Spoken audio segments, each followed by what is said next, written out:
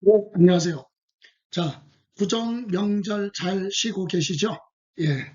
자, 일정에 따라서 오늘 다섯 번째 재산세 이론 마무리하고요. 오늘 한 거 내일 기출문제 정리하고, 이렇게 기출지문 정리하고, 이렇게 해서 이제 2월 달로 넘어가면서 이제 국세로 넘어갑니다. 그래서 이번 달 말까지는 일정에 따라 재산세, 지방세 마무리해야 되기 때문에 오늘 빨간 날인데도 하게 됐습니다. 자, 그러면 들어가죠. 부가징수 절차.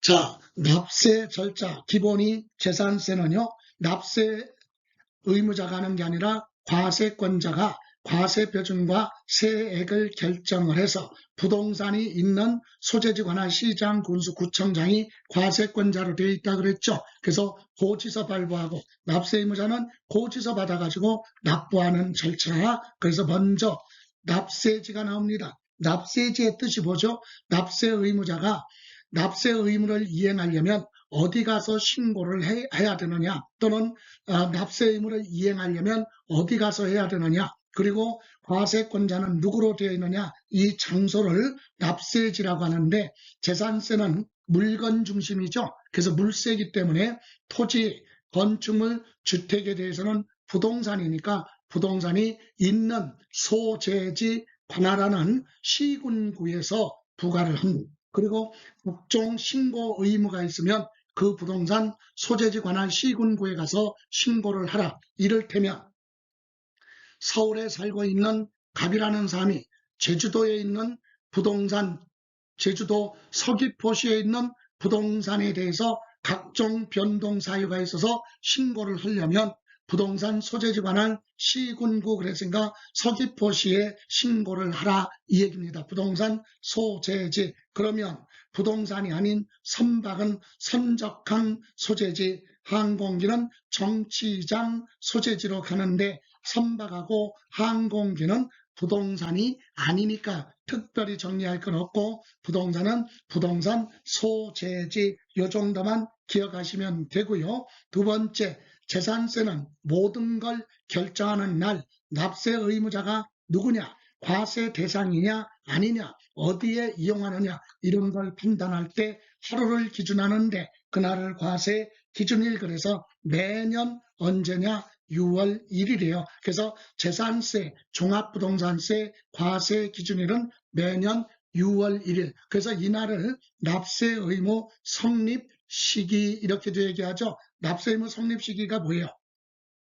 납세 의무자 쪽에서는 세금 내야 될 의무가, 납세 의무가 발생하는 시점을 납세 의무 성립 시기라고 하고, 과세권자 입장에서는 납세 의무자한테 세금을 내라 이렇게 부과권 행사할 수 있는 시점을 과세 기준일 또는 뭐 납세 의무 성립 시기 이렇게 얘기를 하죠. 자, 그리고 부과징수 고지서 발부할 때 꼭 지켜야 될 것. 첫 번째, 시장 군수 구청장은 재산세 과세표준과 세액을 계산해서 늦어도 납부기간 시작되기, 납기 개시, 납부기간 시작되기 5일 전이에요. 5일 전까지 고지서를 발부하는데, 다만 이때 시장 군수가 고지서 발부하려고 봤더니 세금이 징수 걷어갈 세금이 2,000원이 안 돼. 근데 2,000원이 안 되는 세금을 징수하기 위해서, 걷어가기 위해서 고지서 발부하면 비용이 더 많이 발생하니까 실익이 없잖아요. 그래서 징수하지 않는다. 그래서 소액 징수 면제 제도가 재산세에 해당돼요. 징수할 세액이 2,000원 미만은 징수하지 않는다. 그럼 2,000원 미만 해석하면은요, 미만자가 붙으면 법조문을 얘기하는 거예요. 그래서 1999원은 징수하지 않지만 2,000원부터는 징수를 한다는 거, 이렇게 정리하시고, 그리고 고지서 발부할 때는 시장, 군수, 구청장은 관할구역 안에 토지를 갑이 여러 군데 종합합산이나 별도합산이나 분리과세 대상 토지가 있어도 과세를 따로따로 세금은 계산하되 소유자별로 고지서는 한 장으로 발부한다. 토지는 고지서 한 장이에요. 이를테면 준원도 없이 미운 친구가 강남에 살고 있어, 강남구에. 근데 강남구에 산다고 해서 미운 친구가 아니라 강남구에 토지를 여러 군데 가지고 있어요. 그래서 걔는 부동산 많이 가지고 있는데 모임에 나올 때마다 부동산 토지 많이 가지고 있다고 자랑을 하니까 준원도 없이 밉지. 근데 그런 친구가 뻥을 쳐여보라고. 나는 강남구 안에 땅이 10군데가 있는데 거기서 10장 나왔다. 거짓말이죠. 왜? 강남구 안에 있으면 강남구청장은 가방한테 고지서 한 장, 토지는 고지서 한 장으로 발부하는 거예요. 그래서 요거 기억하시고, 그럼 토지 말고는 어떻게 할 거냐? 물건별로 고지서 발부할 수도 있고 아니면 종류별로 묶어서 고지서 발부할 수도 있다. 이를테면 강남구 안에, 서울특별시 강남구 안에 상가 건물 5개 가지고 있어요. 그럼 상가 건물에 관련된 토지는 따로따로 계산해서 고지서 한 장으로 합쳐서 토지분 고지서 9월 달에 한 장으로 나옵니다. 그런데 상가 건물은요, 건물마다 고지서 발부할 수도 있고 아니면 따로따로 계산을 하되 세금을 다 묶어서 고지서 한 장으로 고지서 발부할 수 있다. 그래서 물건마다 각각 아니면 종류별로 묶어서 한 장의 고지서로 발급할 수 있어요. 그런데 토지는 그런 선택의 여지가 없다. 토지는 고지서 한 장으로 발부한다. 이렇게 이해하시면 되고요. 그럼 고지서에는 세금하고 세액을 기재해서 언제까지 어디에 납부하라 이렇게 기간이 정해져 있는 과세 문서인 고지서 발부하는데, 그럼 고지서에 납부 기간이 있죠. 납부 기간을 줄여서 납기 이렇게도 얘기합니다. 그래서 정기분이 있고 수시분이 있어요. 정기분은 매년 같아요. 그래서 수지는 매년 9월 16일부터 9월 30일까지가 고지서의 납부 기간으로 기재되어 있죠. 그리고 주택은 재산세가 나오면 절반은 7월 16일부터 7월 31일까지 납부하라 고지서 나오고 나머지 절반은 9월 16일부터 9월 30일까지 납부하라. 그래서 주택은 고지서가 2번 나옵니다. 절반은 7월, 절반은 9월. 그러면 여러분 주택은 왜 2번으로 나오느냐? 그 이유가 주택은 건물하고 토지하고 합쳐서 한꺼번에 재산세를 계산하면 일반 상가 부동산하고 비교했을 때 형평이 맞지 않잖아요. 왜? 상가 부동산 소유자는 토지 따로 계산해서 9월달, 건축물 따로 계산해서 7월달 이렇게 따로따로 나오는데 주택은 건물하고 토지하고 합쳐서 한꺼번에 계산해서 한꺼번에 내라 그러면 부담이 크고 형평이 안 맞으니까 절반은 7월, 절반은 9월인데 다만 주택에 대한 재산세가 20만 원 이하라면 부담이 크지 않으니까 한꺼번에 고지서 발부하라. 7월 16일부터 7월 31일까지. 그래서 납부 절차에 따라서는 주택에 대해서 제일 많이 물어봐요. 주택에 대한 재산세는 절반은 7월, 절반은 9월, 20만 원 이하는 한꺼번에 고지서 발부할 수 있다. 그리고 건축물 선박 공기는 매년 7월 16일부터 7월 31일. 그래서 주택의 재산세는요, 두 가지예요. 7월달하고 9월달이다. 상가 부동산 가지고 있으면 건축물은 7월달, 토지분은 9월달, 주택은 절반은 7월, 절반은 9월, 20만 원 이하면 한꺼번에 고지서 발부하라 이 얘기죠. 이게 정기분이고 수시부가가 있어요. 수시부가는 7월달, 9월달이 안 됐어도 재산세 부과할 특별한 사유가 발생했으면 바로 부과할 수 있다. 어떤 경우 수시부가 사유가 있어요.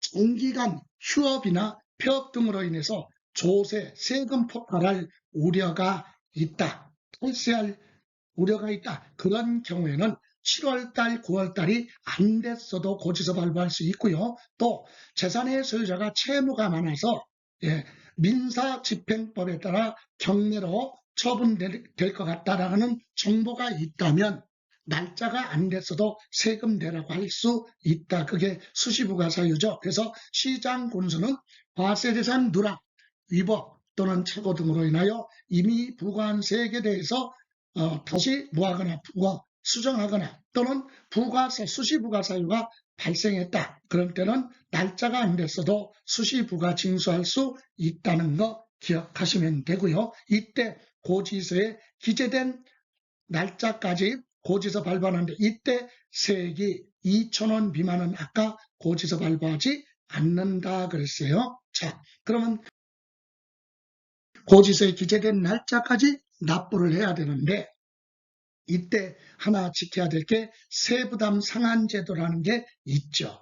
세부담 상한제도는 전년도 부과된 세액의 일정 금액을 초과할 때는 한도를 정해놨어요.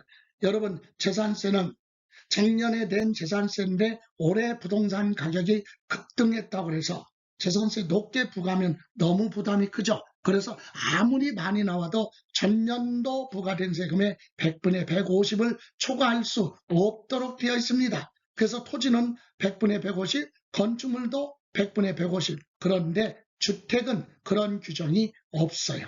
이게 특징입니다. 왜 없어요?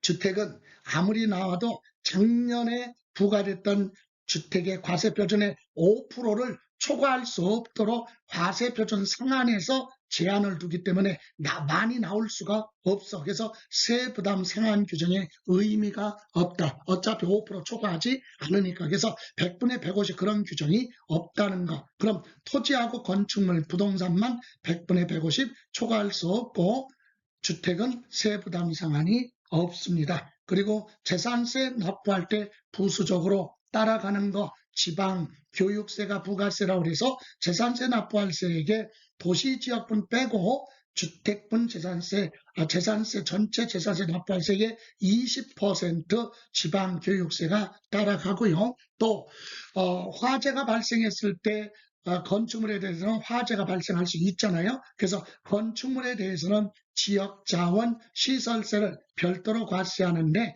재산세 고지서 나가고 또 똑같은 소유자한테 지역자원 시설세 고지서 발부하면 행정력이 낭비가 되고 비용이 많이 소요되니까 그래서 비용을 감소화시키고 그죠? 그리고 절차를 감소화시키고 비용을 절감하는 측면에서 지역자원시설세는 재산세 고지서 나갈 때 나란히 같이 기재해서 고지할 수도 있다. 여기서 재산세 납세 고지서에 나란히 적어서 고지하여야 한다 그럼 틀려요.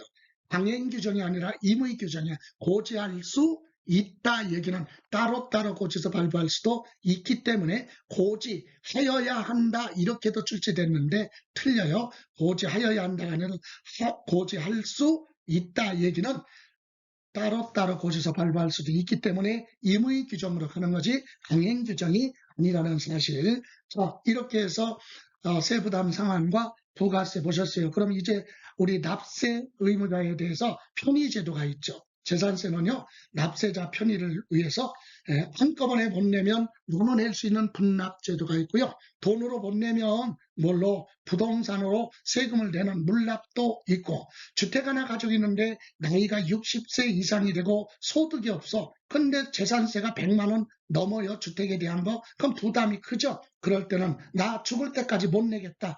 이렇게 납부 유예 미뤄달라고 신청을 하면 담보 제공을 하고 신청을 하면 재산세는 사망할 때까지 납부를 뒤로 미뤄주는 유예 제도가 있습니다. 그래서 세 가지 내용을 한번 보죠.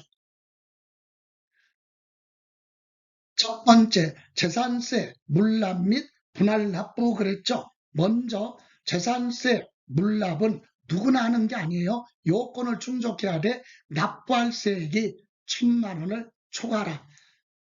재산세 납부할 세액이 1,000만 원을 초과하는 경우에 물납을 신청할 수 있는 자격이 있어요. 그럼 두 번째, 대상은 뭘로 하느냐? 관할구역에 있는 부동산으로 물납을 하겠다. 이렇게 관할구역 안에 있는 부동산에 한해서만 물납을 신청하면 허가해 줄 수 있습니다. 그리고 세 번째, 그렇다면 물납을 하고자 하는 자는 언제까지 늦어도 납부 기한 10일 전까지 신청서 제출을 하면은요. 네 번째, 신청을 받은 시장, 군수, 구청장은 신청받은 날로부터 5일 이내 허가 여부를 서면으로 결정하여 통지하도록 되어 있고요. 이때 물납하는 부동산의 가격은 뭘로 계산하느냐? 매년 6월 1일 현재 시중가격, 시가로 평가를 해서 세금 납부한 거 빼고 나머지는 되돌려 주겠죠. 자, 이렇게 해서 물납 제도가 있다. 요거 정도 보시면 되고, 또 하나 이때 물납은요, 납세 의무자가 물납하겠다고 부동산 신청이 들어오면 과세권자가 물건을 보고 허가할 수도 있고 안 할 수도 있어요. 이때 물납을 거부하는 재산이 있어요. 그 부동산의 지상권이나 지역권이나 저당권이나 공동소유 물건은 물납 신청을 거부합니다. 그죠? 공유물은 여러 사람이 공동으로 소유하고 있는 건 다 합의를 해줘야 매매가 되기 때문에 매매하는데 어려움이 많고, 또 임야 같은 거 물납하겠다 그러는데 거기에 분묘기지권이 설정된 묘지 등이 있다면 그런 건 물납 대상에서 제외한다. 참고로. 자, 그러면 분할납부 보죠. 분할납부는 금전으로 납부해야 되는데 일시에 한꺼번에 납부하기 곤란하니까 일정 금액 초과할 때 일정 기간까지 나눠내겠다. 분할납부는 결론부터 얘기하면 이거는 허가사항이 아니라 납세의무자가 선택을 하면 돼요. 그때 누구나 다 하는 건 아니고 요건이 있죠. 요건은 납부할 세액이 250만 원을 초과하는 경우에 한해서 분할납부할 수 있는데, 납부기한 경과한 날로부터 3개월까지 분할납부할 수 있다. 3개월까지 나눠낼 수 있어요. 이때 신청은 납부기한 내 신청서만 제출하면 됩니다. 그러면 이때 납부할 수 있는 한도가 정해져 있죠. 납부할 세액이 500만 원 이하면 250만 원 납부해야 되니까 초과 금액만 분납할 수 있다. 이를테면 납부할 세액이 400만 원이에요. 그러면 500만 원 이하잖아요. 그럼 400만 원이면 250만 원 납부하고 초과 금액 150만 원만 분납 기간에 낼 수 있다. 다시 300만 원이다 그러면 250만 원 납부하고 납부기한에 납부하면서 50만 원만 3개월 동안 나눠내겠다. 이렇게 되는 거예요. 그러면 500만 원을 초과할 때는 전체 금액의 100분의 50 이하의 금액으로 분할납부할 수 있다. 이때 재산세 분할납부 될 때는요, 따라가는 지방교육세 있죠? 지방교육세도 분할납부가 인정이 됩니다. 그래서 재산세가 분할납부되면 따라서 내는 부가세인 또 지방교육세도 분할납부할 수 있다는 거 참고로 기억하시고요. 이번에는 재산세 납부 유예입니다. 그래서 납부 유예 제도는 글자 그대로 재산세 부담이 너무 크니까 납부를 뒤로 미뤄달라라고 하는 내용인데, 이때 요건은요, 1번, 2번, 3번, 4번 다 충족해야 돼. 동시에. 이때 기본이 과세 기준일 현재 1세대 1주택 소유자일 것. 그리고 두 번째, 과세 기준일 현재 주택을 소유하고 있는 자가 만 60세 이상이거나 아니면 1세대 1주택을 몇 년, 5년 이상 보유하고 있을 때 둘 중에 하나예요. 60세 이상인 자가 주택 하나 가지고 있다. 아니면 1세대 1주택을 5년 이상 가지고 있을 때는 뭐 할 수 있다? 납부유예 신청할 수 있다. 그리고 세 번째, 소득이 많으면 안 돼. 전년도 총급여액이 7천만 원 이하 아니면 종합소득 금액이 6천만 원 이하인 자만 우리 뭐 할 수 있다? 납부유예 신청할 수 있고, 네 번째, 요건 기억해야죠. 해당 연도 1세대 1주택 주택분 재산세가 100만 원을 뭐하라? 초과할 때, 이럴 때 1, 2, 3, 4번 동시에 충족. 그래서 우리는 하나 정도는 보세요. 1번하고 4번 1세대 1주택이면서 납부할 재산세가 100만 원 초과한다면 납부유예 신청할 수 있는데, 이때는 늦어도 납부기간 만료 3일 전까지는 납부유예 신청을 하고 담보를 제공을 해야만 납부유예 혜택을 주는데, 납부유예 했어도 이러이러한 경우는 납부유예를 취소할 수도 있습니다.